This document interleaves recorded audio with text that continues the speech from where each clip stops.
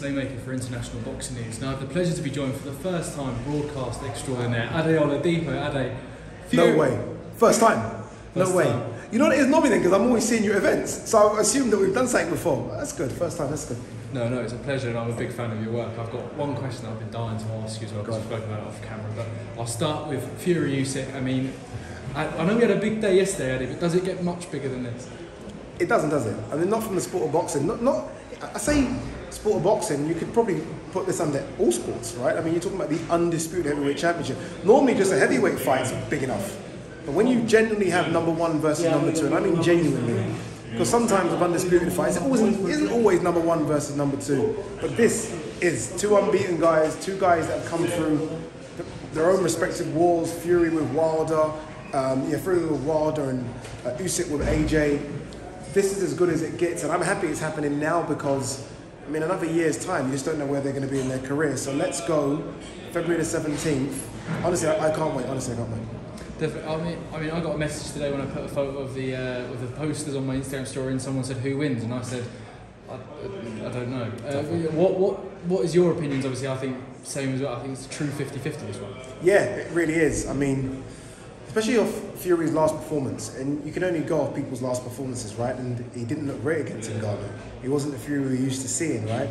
So you wonder if the fights against Wilder took a bit more out of him than we think, because obviously he was the victor. So you never normally look at the victor. You look at the loser, like, okay, the loser's done. Maybe he's feeling the effects of those. Maybe it's the inactivity. I'm not quite sure. I'll edge to Fury just like 55-45, but that's what it should be. The fact that we're like, who wins, who doesn't, that's what it should be. It should never be when unbeaten guys are fighting each other, oh, him. It should be a case of, I don't know, let me have a little think about this one. So I would edge to Fury just because a great big man beats a great little man, right? That's what we always hear. And I think that rings true. But Usyk's a very, very great little man, So I don't know. I don't even think it's a size thing here. I just think sometimes it might come down to will. And we've seen Fury get up. We've seen Fury busted. Like that punch that Wilder hit him with that made his body wobble, he got up from that, dude. If you can get up from that, you've got the will. And even the Ngannou one, it wasn't a great performance, but he found a way to win. He always finds a way to, you know what I mean? He's not unbeatable. He's not unhittable, but he just finds a way all the time. So I'll edge to Fury just, but with no conviction. Definitely, I think that's the way a lot of people are seeing it, but it is a true. It is a true 50-50. I don't want to move on to yesterday. I mean, Wilder Park and Joshua Wallin. I mean, I think you said in another interview they could headline themselves. But obviously, we've got so many fights in that card. What is your fight of the night on that card? You going up, Pete? Daniel Dubois, Jarrell Miller. Yeah, okay, I'll be straight up in the list. Jarrell Miller, just because. Cheers. Bye, Andy. Bye. Not loud at all, is it? No. On purpose. No, it's a very echoey chamber. Oh yeah, of course. Yeah. Voice. Of course. Voice. Of course. No, of course. Mr. Gareth A. Davis, ladies and gentlemen. I'm gonna go. Dubois, Jarrell Miller. I can't call it. It's a tough one to call. When it was announced, I was like, what a weird fight. You know what I mean? There's no build up to it. Nothing. No one asked for that fight. Is it the Jarrell Miller sort of prior to his situation where he popped for everything? Is Daniel Dubois mentally scarred from what happened against Oleksandr Usyk? I actually don't think he is. So I think for the first 5 or 6 rounds, that's going to be interesting. And after that, I have absolutely no idea. But I almost feel like that could be the one that steals the show. I mean, Otto Wallin scares me a lot as a big AJ fan. Otto Wallin's a big banana skin. By the way, Joseph Parker Wilder, yeah. It's weird, when that was made, it was like, oh, Wilder knocks him out. I'm like, dude, Wilder's had 1 round of fights in 2 years. Joseph Parker, yes, the level's not been Wilder, but this will be his full fight. So I'm not sure about that one.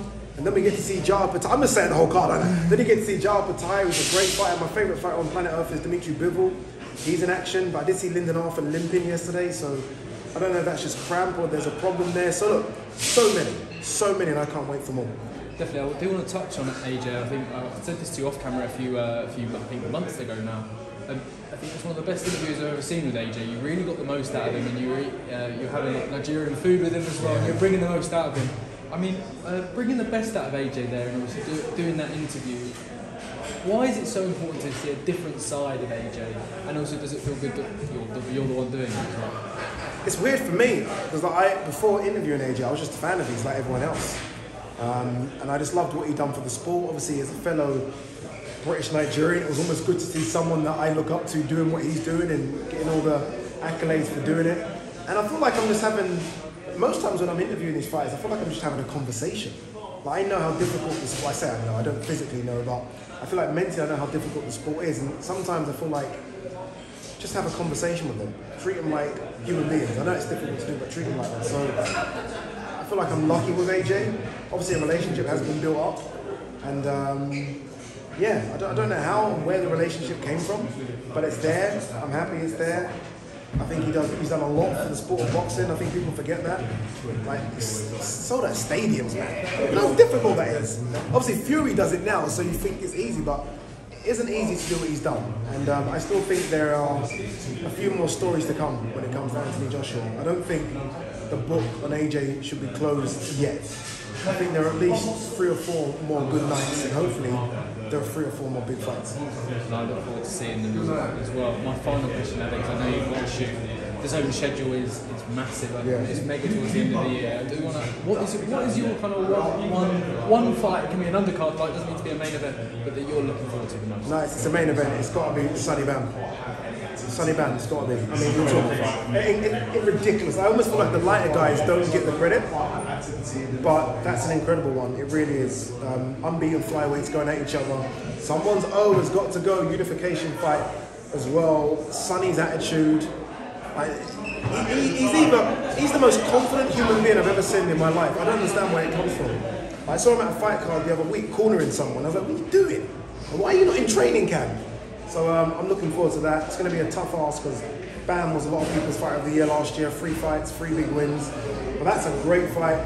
Chantel Cameron Gates is a good fight as well. Let's not forget that one. Haney Prograde. Ryan Garcia's back in action. Jake, no, I'm joking. But look, so much to look forward to. Ade Oladipo, thank you very much. And hopefully to catch you at the show soon. Yes, brother, thank you. Dude, I've got to shoot.